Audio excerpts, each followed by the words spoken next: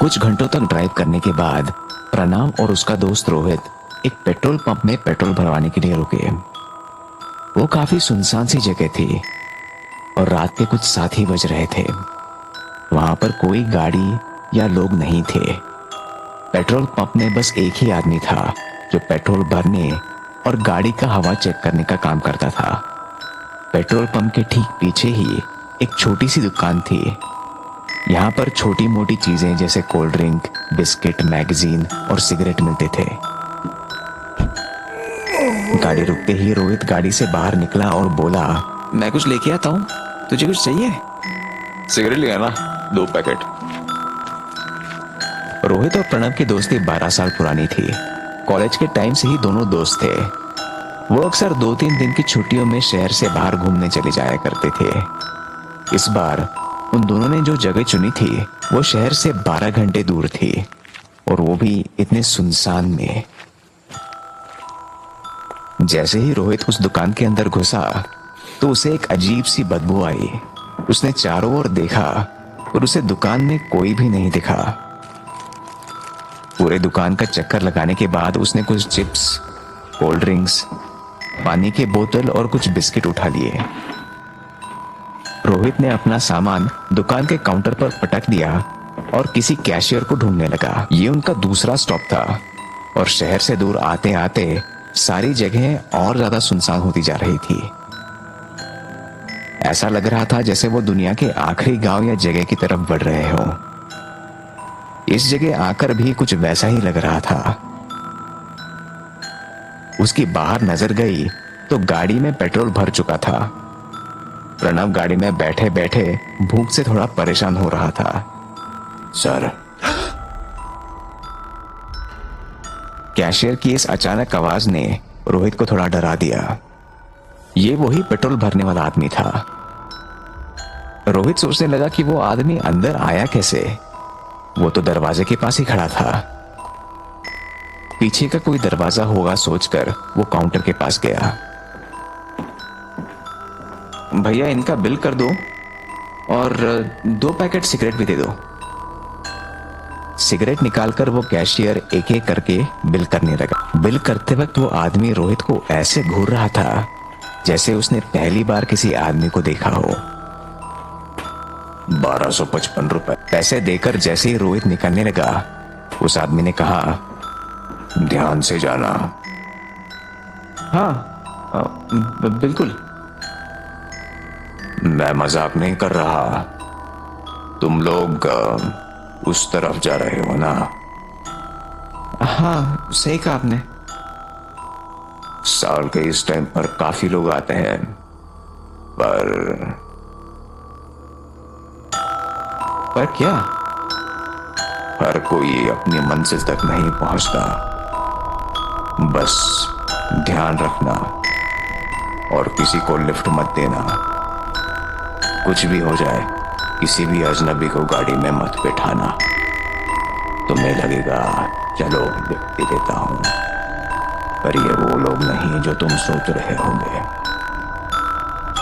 ये कुछ अलग ही लोग हैं, बल्कि शायद लोग भी नहीं है।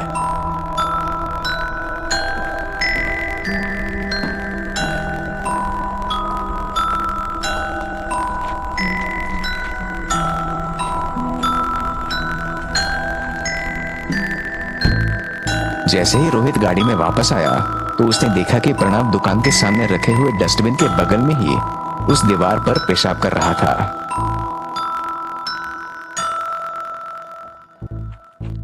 वो भागते हुए वापस गाड़ी में घुसा, तुरंत दरवाजा बंद किया और रोहित को बोला, अरे जल्दी भगा, अरे जल्दी भगा भगा भगा। क्या पागल हो गया है क्या? साले क्या करके आए हैं? वो दुकान का कैशियर उनकी गाड़ी के पीछे भाग रहा था और जोर से हाथ हिला रहा था। वो काफी गुस्से में था और चिल्ला रहा था, साले लंबू ने मुझे उसकी दुकान के बाहर मुड़ते हुए देख लिया। तो अंदर जाकर बाथरूम नहीं यूज कर सकता था क्या? गधा कहेगा। वो 1-2 घंटे और ड्राइव करते रहे, मगर रोहित उस क्लर्क को भूल नहीं पा रहा था।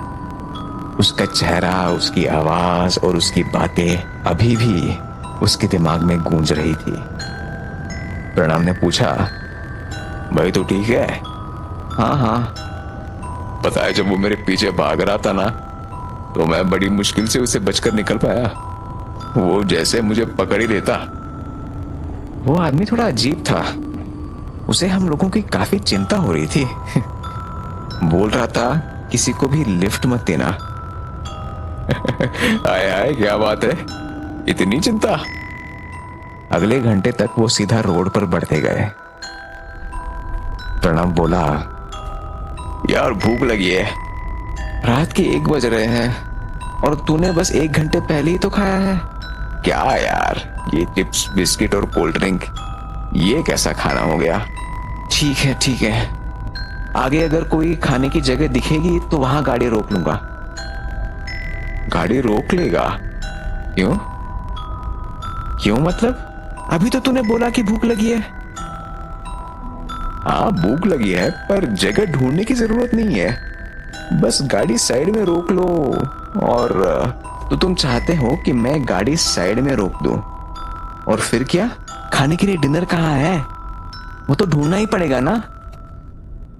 क्या बात कर रहे हो रोहित? इतना कुछ तो है गाड़ी में खाने को। रोहित को प्रणव की बातें बहुत अजीब लगी और उसे कुछ समझ नहीं आया। और जैसे ही उसने गुस्से से प्रणव की ओर देखा तो उसकी हालत खराब हो गई और ऊपर से नीचे तक वो पूरा पसीने में तर हो गया। प्रणव का चेहरा बदल रहा था, उसकी आंखें पूरी सफेद हो गई और उनमें से एक अजीब सी रोशनी आ रही थी। उसकी नाक गायब हो चुकी थी और उसकी जगह बस एक लंबी लकीर थी। उसके कान गायब हो चुके थे और उसका चेहरा पूरा खून से सना हुआ था।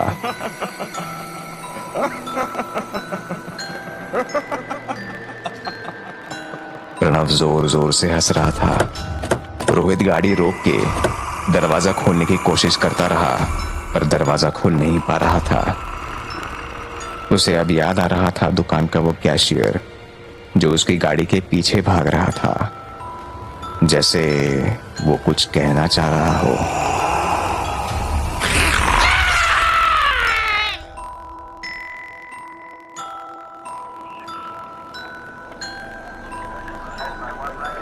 अगली सुबह पुलिस को कार में बस रोहित के बाल और कुछ कपड़े के टुकड़े मिले।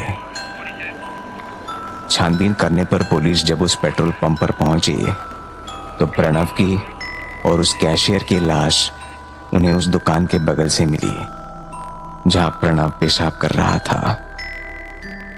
रोहित के साथ जो गाड़ी में घुसा था वो प्रणव नहीं था।